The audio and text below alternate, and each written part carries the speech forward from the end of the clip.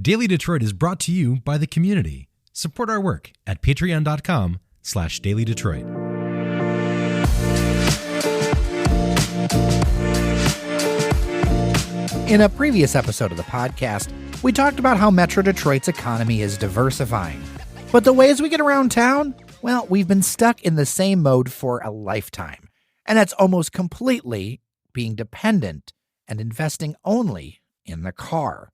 A recent piece in Planetizen talks about how we might, as a region, build a culture of transit. After all, even automakers themselves are embracing ways to get around that aren't single-person-owned vehicles. And maybe it's time our policies matched up to that. Joining me to talk about it is Dave Gifford. He runs Transit Guide Detroit and is an advocate for transit in Southeast Michigan. He's the author of that piece. I'm Jer Stays, and this is your Daily Detroit for March 4th, 2021. Enjoy the show for Thursday, and let's get started. Dave, welcome back to Daily Detroit. Hey, thanks. Thanks for having me. Of course. You know, one of the reasons I do this is I like to talk to interesting people doing interesting projects and interesting things.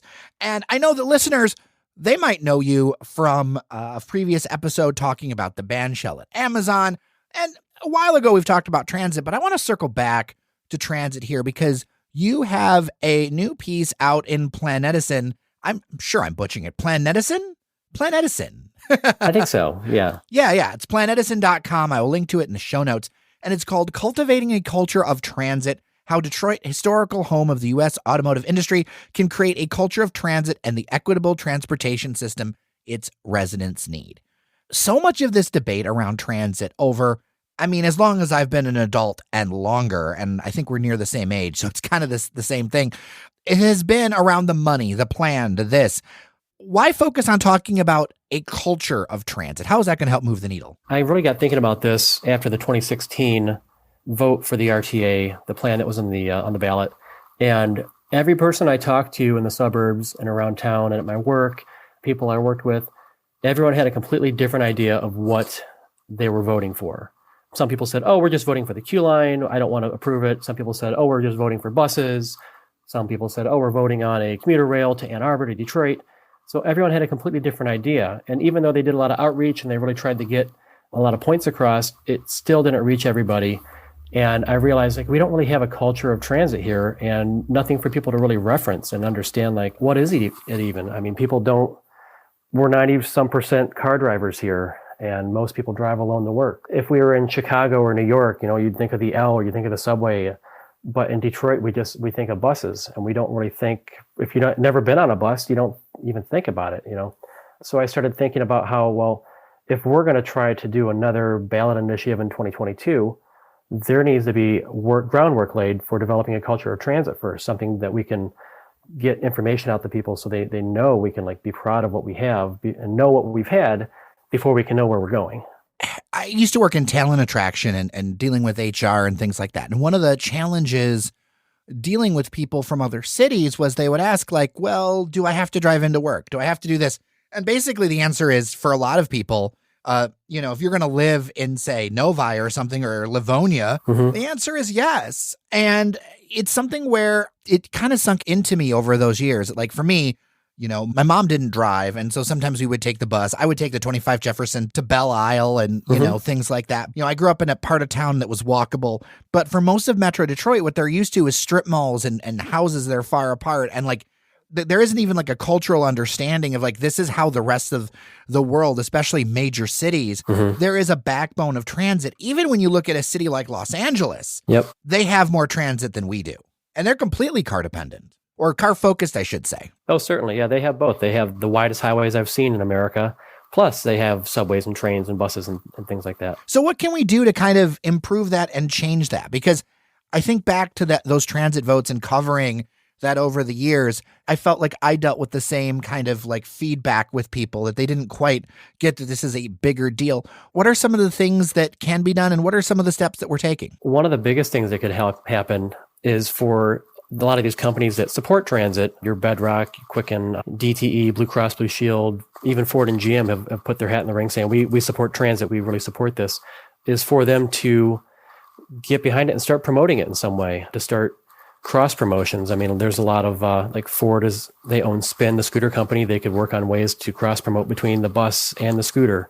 Mogo Detroit is actually hiring someone, thanks to a grant, who is going to work on the connections between their bike share stations and the bus specifically. Even DTW, that's one of our in the transit community, our biggest gripes is that there is a bus service to the airport, but it's not very well promoted or labeled, and it's not in a very convenient spot. I don't know if you've ever tried to take it there. I haven't, but it's funny because I actually have a listener who recently we interacted with that got really frustrated because it was difficult to get from the airport to downtown. And when I used to work in corporate business, it was something where people were like, what do you mean that you don't have a direct looping shuttle between your airport and downtown? Like, what kind of place is this? Like, are we in a cornfield? Oh, yeah. Like, literally, like, it was like, I don't think people realize that until you get into the room, just like how much not having something basic like that disqualifies us off the bat for all kinds of investment opportunities as a region. And we get stuck into our car culture that we do it this way, so everyone must do it this way. Mm-hmm. But if you're going to be tied into a global world, which is what business is, and a national world, and look, we're in a pandemic right now, but things are going to go back in a way to where it was. There's going to be more travel. This is just what's expected. Like, this is the basics. We're not even doing the basics when it comes to that. And this is setting aside all of the equity and access issues that are very important with transit. But when you're talking about economic competitiveness, like, come on, we can't even do this. Oh, sure. One of the biggest gripes about the current bus, the fast bus, is that it takes Michigan Avenue. So it's about an hour trip. Proportionally to other cities like Chicago, New York, their airports are closer to their downtown core. And if they were as far away as DTW is from downtown, it'd be about the same trip. But we don't have a bus on the airport, on the highways rather, that would go from the airport to downtown, which would be about a 20-minute trip. And that's what people are looking for. They're looking for a fast connection to get to the city and to the airport. Yeah, and I feel like you could work together with people. And that's the thing, like cultivating that culture, right? You say, all right, Ford is a major employer. Dearborn's a major thing. So maybe it has 2 or 3 stops. That's it. Sure. Right? You do something that's just like very limited stop, but it hits some centers and it's just a loop. And that's what serves that. And it's just understood as a cost of doing business to be competitive and to like make things happen here. And to me, I think that's maybe one of the most frustrating parts, is because as somebody who's traveled, as somebody who's worked, in other cities, there's so much. And this is why this culture piece really caught my eye, because there's so much that I feel like when we have this transit conversation with a good portion of the population, it's like talking to a wall because they don't even know what this means. Mm-hmm. And there's simple things we can do too. To me, one of the biggest indicators of our level of transit is our bus stops. Smart and DDOT have done some better things with their bus stops over the years, and they're starting to add more shelters and more new technology at their shelters, like signs that have screens so you can see what buses are coming, or a light you can push at night so the bus driver sees you there. But just the basic sign on the pole that has no information about where the bus goes or what route it is even. I mean, just on the side of the road with the grass around it, it's just not a good look. And the sooner we can add things like wayfinding, that someone can see, oh, look, this bus goes to Royal Oak, or this bus goes to Dearborn, or the Museum District in Detroit. There's all kinds of things we can do with wayfinding that they're doing for other things like the Q line, for instance. But it just hasn't quite seeped into our bus culture yet. We just don't really have one that's noticeable. And for listeners, can you give people kind of a reset for just how many people are using transit now? Because it is not a small number. Currently, because of COVID and because they've reduced the number of riders on buses, the number is actually down to about 35,000 during the day. That's a fairly small number compared to where it was. They were up to 120,000 riders between Smart and DDOT every day. Mm-hmm. So it's fallen off significantly, but it is coming back up. Smart and DDOT are going to start charging fares again, and they have doubled the number of people that can be on buses from 10 to 20. So there's demand there. People, they need the ride and get places they need to go. But ridership's kind of fallen off. But at its peak, it's around the size of Sterling Heights. The city population of Sterling Heights is riding transit every day. Well, and right now I really focus on like what it was in the before time. And I feel like it'll be similar once we kind of get back to interacting again, because, the good news is that, it is going to take some time, but we're on the path to recovery with this pandemic. And part of that will be getting people back into workplaces, all that kind of stuff again. So what are some things that individuals could do to help create a culture of transit and cultivate it? Like, what could individuals contribute? Let's say you're listening to this thing. Maybe you're in the city. Maybe you're my neighbor in Detroit, or maybe you're, you're in Ferndale or you're in Grosse Pointe or you're in Novi or Northville or wherever, like what are some steps that individuals could do? There's a lot of things people can do. One thing, if you're an experienced bus rider, you can reach out to someone that has never ridden the bus. That's usually how a lot of people learn, is a friend or neighbor or classmate or colleague or someone is taking them on their first ride and explaining how things work. And then from there, we can individually start writing letters and making phone calls and emails to our representatives as far as, demanding more and better transit from them. Well, one thing that I thought was interesting that got some reaction, this was a couple of years ago, of course, in the before time. I was in between things and I needed to hop a bus from one part of Royal Oak to another. And I just went ahead and I literally just did an Instagram post and a Facebook post, just like, here, this is something that's there and this is what's going on and that there's people on here and all that other stuff. And got so many reactions from people who are actually using transit themselves, and then DMs from people going, hey, wait, I didn't know that, like, wait, you've used that before? And it's like, I live a block off of Woodward. So like if I'm going to go up to Ferndale or something, sometimes I don't want to drive. Sometimes I just go up. I live north of the museum district. I could walk to the queue line. It's a long walk, but I could do it. But also, let's be honest, if you want to get your way around greater downtown, just hop on that Woodward bus. You're going to go way faster than anything else, and having to find parking and all that other stuff. I find if I'm going to go downtown for something, I'm just going to hop on that D-Dot. I'm there in 4 minutes, and I'll share it. And it gives people confidence that they're not alone in doing this. Yeah. And that's something I mentioned in the article, is how we see buses all the time. We see them on the road. I mean, they're hard to miss. They're huge. They're always stopping in front of us, letting people off and on. And it's something, there's like just a little disconnect that keeps people from saying that, oh, you know what, I could hop on that and get up from downtown to the museum district, or I could hop on this over at the corner of Warren and Woodward and take this over to Dearborn and go out to eat at a Middle Eastern restaurant, or, to hop on the bus and go over to Corktown or go to Eastern Market. I mean, we're always thinking, our first reaction is, oh, got to hop in the car and drive to the next place, whether it's a half mile down the block. I mean, it's so hard to get our minds out of that concept of driving everywhere all the time. One of our regular contributors here at Daily Detroit is actually moving to Dearborn. And one of the things that they did with selecting their place was, are they close enough to a fast stop? Because their wife, needs to go in one direction and they still work downtown, and they fully plan, and they've done it before, but they fully planned, like, all right, we're just going to use the fast bus and go to work. And the bus drops them off closer to work than where their parking garage would have taken. They're actually going to be walking less in total, because the distance between the parking garage for their work and where their work is so far, that's actually going to be more door-to-door service. Oh, yeah, that's the funny thing about bus stops, is that they're usually right where you need to go, whether it's Little Caesars Arena or whether it's downtown at your work. They're usually pretty close by. But the problem is, when you get out in the suburbs, bus stops are usually at the front of the parking lot, and the building you're trying to go to is at the back of a parking lot, because it's switched around the other way as far as who they're prioritizing. They're prioritizing drivers over transit riders. Right. But, I've been talking to some real estate folks and things like that, and the hot areas of this region are the ones that are more urban and walkable. I mean, they're not necessarily like overly dense. Of course, there's the downtown Royal Oaks and Plymouths and things like that, but the places that are more walkable, those are the places where the property values are going up the most. And I don't know if a lot of Metro Detroiters really internalize that. Demand is interesting. Now, one thing you were saying, you had a conversation with, I don't know if we were talking to the same person through Twitter, but he had traveled here from LA with his family, and the first thing they're looking for was, transit connection. So they ended up having to rent a car, and car rental was $50 a day. Parking downtown was $25 a day. And he had to leave his wife and 2 kids in the car seats at the airport while he took a shuttle to go pick up the car and bring it back and do the same thing when they dropped him off. And as a father with a 3-year-old son, we're about to, in a few weeks, we're going to fly to Florida for a vacation. And that's my first thought down there was, what about taking transit? So we're not parking our car at the airport, paying $10 a day at the lot and doing all these things, trying to, shuffle around. And as a parent, I completely understand it. It'd be so much easier to just walk out, get on a bus, hold them on my lap, and just go downtown and hop off and you're there.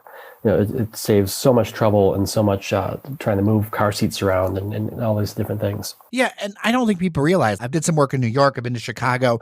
That's something that, travelers do when you're going to cities, right? Like, it's a different thing here. It's this idea among some where the only way to do something is like inside the car at all costs. And I think especially when you're traveling, it's a little bit different of a story. Oh, certainly.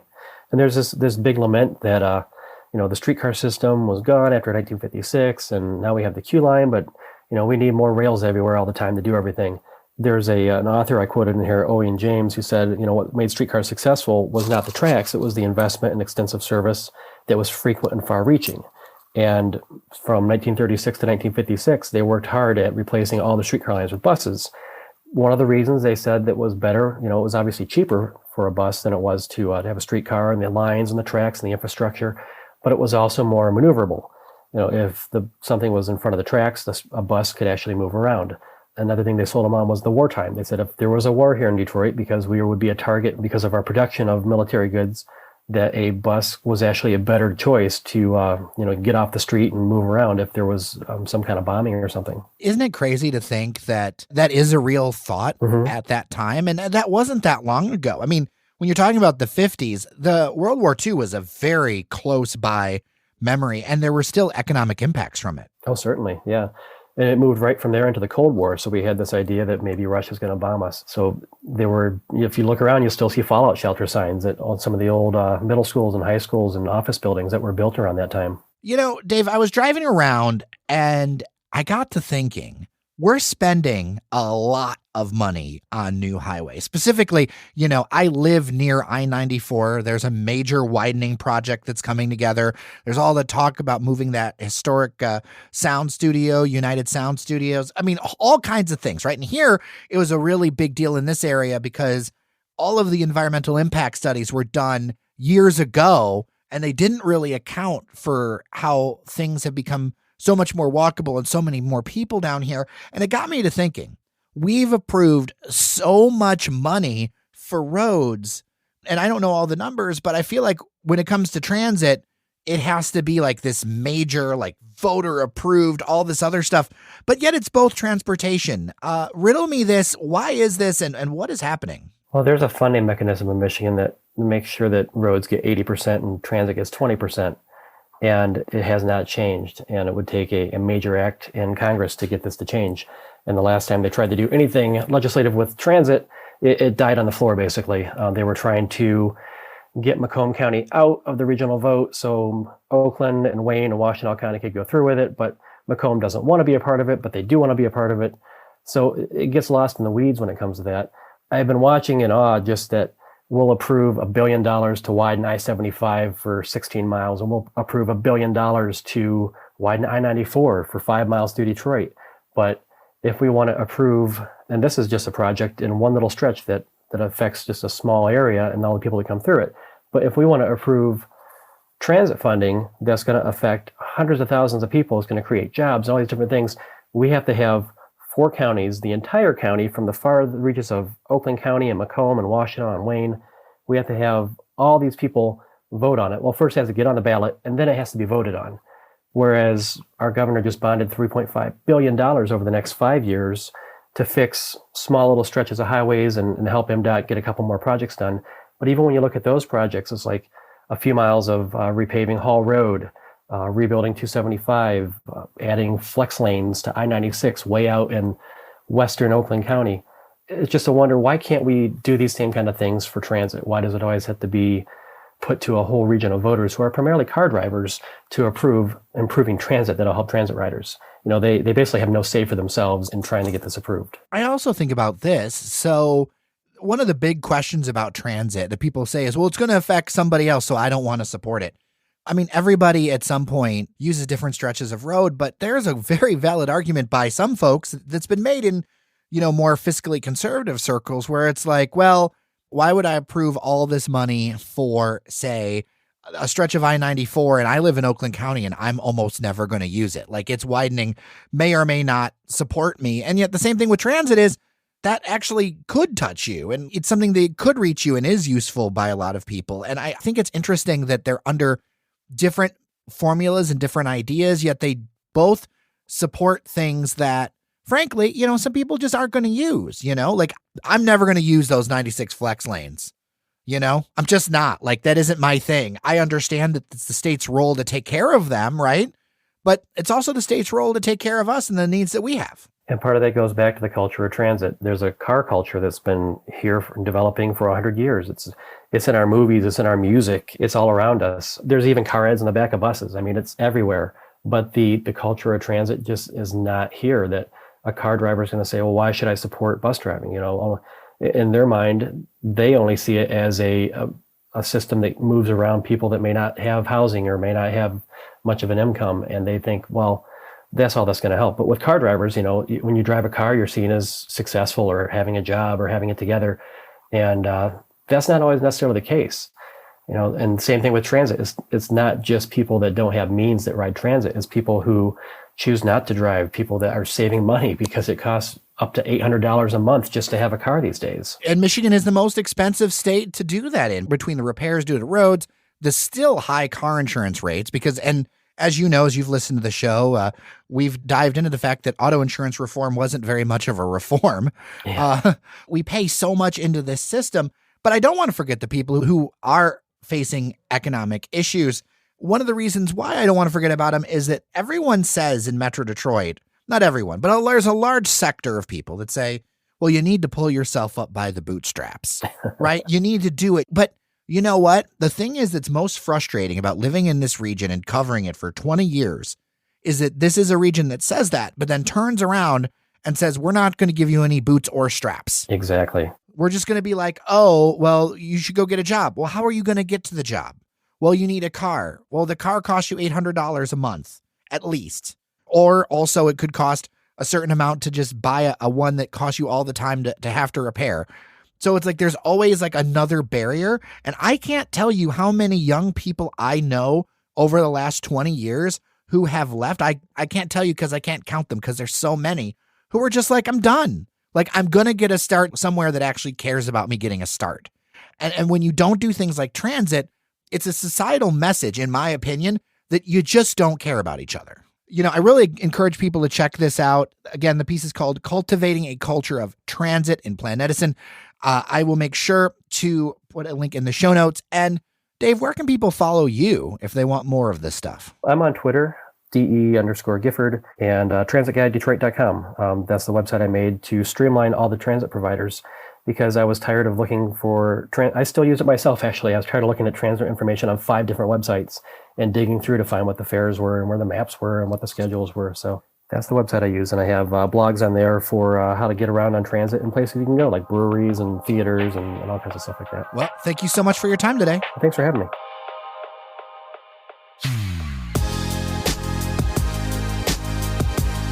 All right, we are done for today. A reminder, if you haven't already, to subscribe to the Daily Detroit podcast on Apple Podcasts, Spotify, or wherever you download your favorite shows. I'm Jer Stays. Thanks for listening, and we'll talk tomorrow.